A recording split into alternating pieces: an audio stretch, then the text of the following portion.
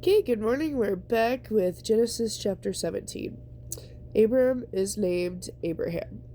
When Abram was 99 years old, the Lord appeared to him and said, I am God Almighty. Serve me faithfully and live a blameless life. I will make a covenant with you by which I will guarantee to make you into a mighty nation. At this, Abram fell face down in the dust. Then God said to him, This is my new covenant with you. I will make you the father of not just one nation, but a multitude of nations.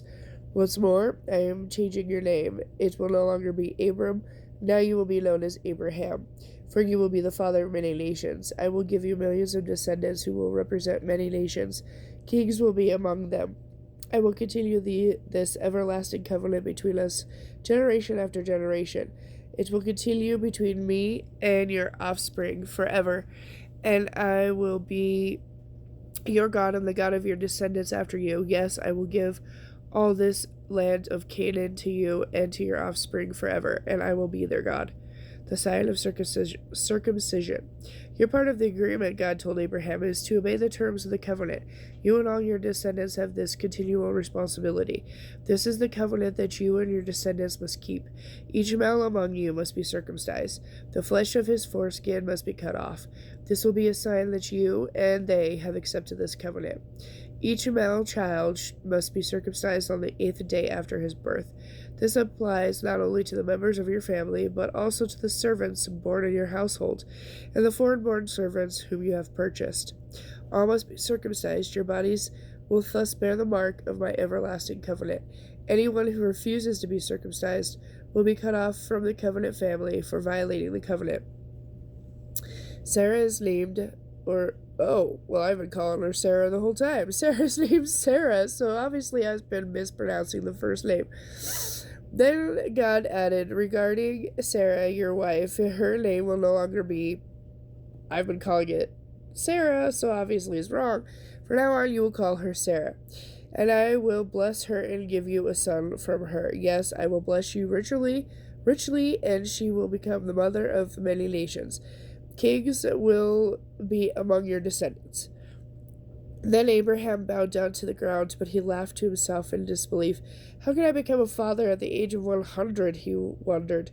Besides, Sarah is 90. How could she have a baby? And Abraham said to God, Yes, may Ishmael enjoy your special blessing. But God replied, Sarah, your wife, will bear you a son. You will name him Isaac, and I will confirm my everlasting covenant with him and his descendants. As for Ishmael, I will bless him also, just as you have asked. I will cause him to multiply and become a great nation. 12 princes will be among his descendants, but my covenant is with Isaac, who will be born to you and Sarah about this time next year. That ended the conversation, and God left Abraham. On that very day, Abraham took his son Ishmael and every other male in the household and circumcised them, cutting off their foreskins exactly as God had told him. Abraham was 99 years old at the time, and Ishmael his son was 13. Both were circumcised the same day, along with all the other men and boys in the household, whether they were born there or bought as servants. Genesis chapter 18. A son promised to Sarah. The Lord appeared again to Abraham while he camped near the oak grove belonging to Mamre. One day about noon, as Abraham was sitting at the entrance to his tent, he suddenly noticed 3 men standing nearby. He got up and ran to meet them, welcoming them by bowing low to the ground. My lord, he said, if it pleases you, stop here for a while. Rest in the shade of this tree while my servants get some water to wash your feet. Let me prepare some food to refresh you. Please stay a while before continuing on your journey. All right, they said. Do as you have said. So Abraham ran back to the tent and said to Sarah, Quick, get 3 measures of your best flour and bake some bread. Then Abraham ran out to the herd and chose a fat calf and told a servant to hurry and butcher it. When the food was ready, he took some cheese curds and milk and the roasted meat, and he served it to the men. As they ate, Abraham waited on them beneath the trees. Where is Sarah, your wife? They asked him. In the tent, Abraham replied. Then one of them said, About this time next year I will return, and your wife Sarah will have a son. Now Sarah was listening to this conversation from the tent nearby. And since Abraham and Sarah were both very old, and Sarah was long past the age of having children. She laughed silently to herself. How could a worn out woman like me have a baby, she thought, and when my master, my husband, is also so old? Then the Lord said to Abraham, Why did Sarah laugh? Why did she say, Can an old woman like me have a baby? Is anything too hard for the Lord? About a year from now, just as I told you, I will return, and Sarah will have a son. Sarah was afraid, so she denied that she had laughed. But she said, That is not true. You did laugh. Abraham intercedes for Sodom. Then the men got up from their meal and started on towards Sodom. Abraham went with him part of the way. Should I hide my plan from Abraham? The Lord asked. For Abraham will become a great and mighty nation, and all the nations on the earth will be blessed through him. I have singled him out so that he will direct his sons and their families to keep the way of the Lord, and to do what is right and just. Then I will do for him all I have promised. So the Lord told Abraham, I have heard that the people of Sodom and Gomorrah are extremely evil, and that everything they do is wicked. I am going down there to see whether or not these reports are true. Then I will know. The two other men went on toward Sodom but the Lord remained with Abraham for a while. Abraham approached. Excuse me while I turn the page. Oh no.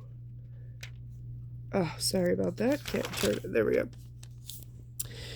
The Lord approached him and said, Will you destroy both innocent and guilty alike? Suppose you found 50 innocent people there within the city. Will you still destroy it and not spare it for their sakes? Surely you wouldn't do such a thing, destroying the innocent with the guilty. Why would you be treating the innocent and the guilty exactly the same? Surely you wouldn't do that. Should not the judge of all the earth do what is right? Oh, sorry, that was Abraham speaking to the Lord. I said the opposite.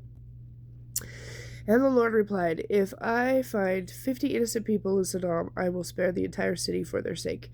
Then Abraham spoke again, Since I have begun, let me go on, and speak further to my Lord, even though I am but dust and ashes. Suppose there are only 45. Will you destroy the city for lack of 5? The Lord said, I will not destroy it if I find 45. Then Abram pressed his request further. Suppose there are only 40. And the Lord replied, I will not destroy it if there are 40. Please don't be angry, my lord. Abraham replied, Let me speak. Suppose only 30 are found.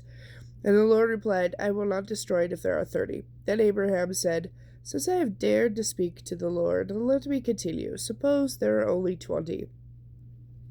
And the Lord said, Then I will not destroy it for the sake of 20. Finally Abraham said, Lord, please do not get angry.